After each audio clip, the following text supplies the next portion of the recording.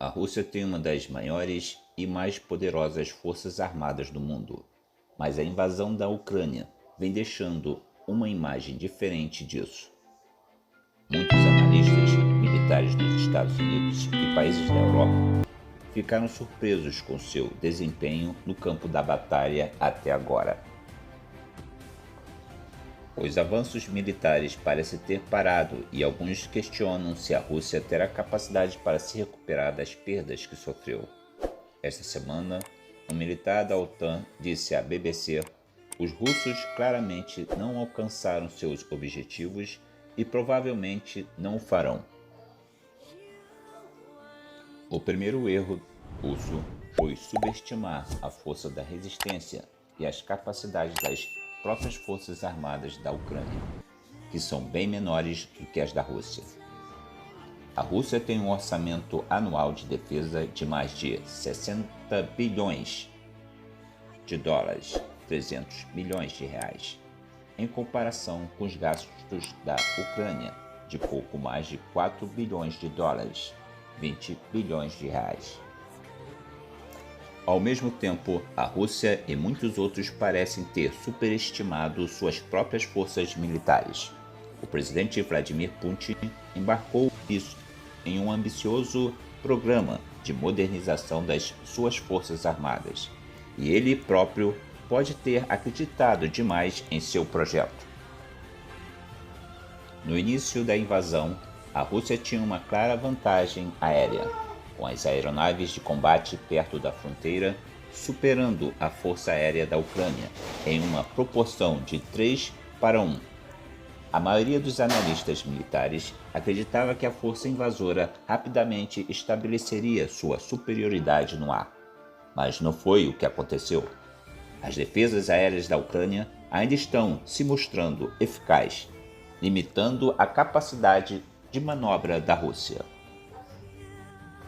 Moscou também pode ter presumido que suas forças especiais teriam um papel importante, ajudando a desferir um golpe rápido e decisivo. Um alto funcionário da inteligência disse à BBC que a Rússia pensou que poderia enviar unidades mais leves, como os paraquedistas, para eliminar um pequeno número de defensores, e isso seria suficiente. Mas nos primeiros dias, seu ataque de helicóptero ao aeroporto nos arredores de Kelvin foi repelido, impedindo que a Rússia estabelecesse uma ponte aérea para trazer tropas, equipamentos e suprimentos. Em vez disso, a Rússia teve que transportar seus suprimentos principalmente por estrada. Isso criou engarrafamentos e pontos de estrangulamento, que são alvos fáceis para as forças ucranianas emboscarem. Alguns blindados pesados saíram da estrada e acabaram atolados na lama, reforçando a imagem de um exército que ficou atolado. Enquanto isso, a longa coluna blindada da Rússia no norte, que foi fragada por satélites, ainda não conseguiu cercar Kiev. Os avanços mais significativos vieram do sul, onde a Rússia conseguiu usar linhas ferroviárias para restabelecer suas forças.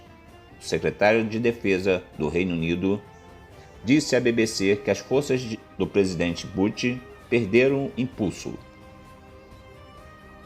Eles estão parados e estão lenta e seguramente sofrendo baixas significativas, disse.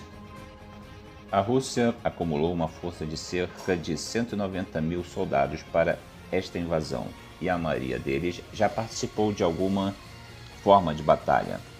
Mas os russos já perderam cerca de 10% dessa força. Não há números confiáveis para a escala das perdas russas ou ucranianas. A Ucrânia afirma ter matado 14 mil soldados russos, embora os Estados Unidos da América estimem que o número real provavelmente seja metade dessa estimativa. Autoridades dos Estados Unidos e de países europeus dizem que também há evidências de queda no moral dos combatentes russos. Um dos entrevistados diz que o moral era muito baixo. Outro disse que as tropas estavam com frio, cansadas e famintas. pois já esperavam na neve há semanas antes de receberem a ordem de invasão.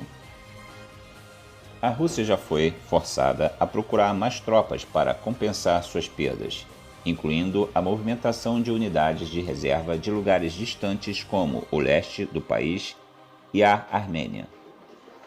Autoridades ocidentais acreditam que também é altamente provável que tropas estrangeiras da Síria em breve se juntem à luta, junto com mercenários do grupo secreto Wagner. Um alto funcionário militar da OTAN diz que isso era um sinal de que a Rússia está raspando o tacho. A Rússia tem enfrentado dificuldades com itens básicos. Há um velho ditado militar que diz que amadores falam de táticas, enquanto profissionais estudam lógica. Há evidências de que a Rússia não deu a devida atenção a isso. As colunas blindadas ficaram sem combustível, comida e munição. Veículos quebraram e foram abandonados, e depois rebocados por tratores ucranianos. Autoridades dos Estados Unidos e de países da Europa também acreditam que a Rússia pode estar com pouca munição. A Rússia já disparou entre 850 e 900 munições de precisão de longo alcance, incluindo mísseis de cruzeiro, que são mais difíceis de substituir do que armas não guiadas. Autoridades dos Estados Unidos alertam que a Rússia se aproximou da China para buscar ajuda para resolver parte de sua escassez. Em contraste, tem havido um fluxo constante de armas fornecidas pelos Estados Unidos e países da Europa para a Ucrânia, o que tem sido um impulso para o seu moral. Os Estados Unidos anunciaram que fornecerão 800 milhões de dólares, 4 bilhões de reais, adicionais em apoio à defesa, além de mais mísseis antitanque e antiaéreos. Espera-se que o pacote inclua que é um pequeno drone desenvolvido nos Estados Unidos que pode ser carregado. Autoridades dos Estados Unidos e de países da Europa ainda alertam que o presidente Putin pode aumentar a intensidade dos ataques com maior brutalidade. Eles dizem que ele ainda tem o poder de fogo suficiente para bombardear cidades ucranianas por um período de tempo considerável. As chances de vitória da Ucrânia podem parecer hoje melhores do que quando a guerra começou, mas o cenário ainda favorece amplamente a Rússia.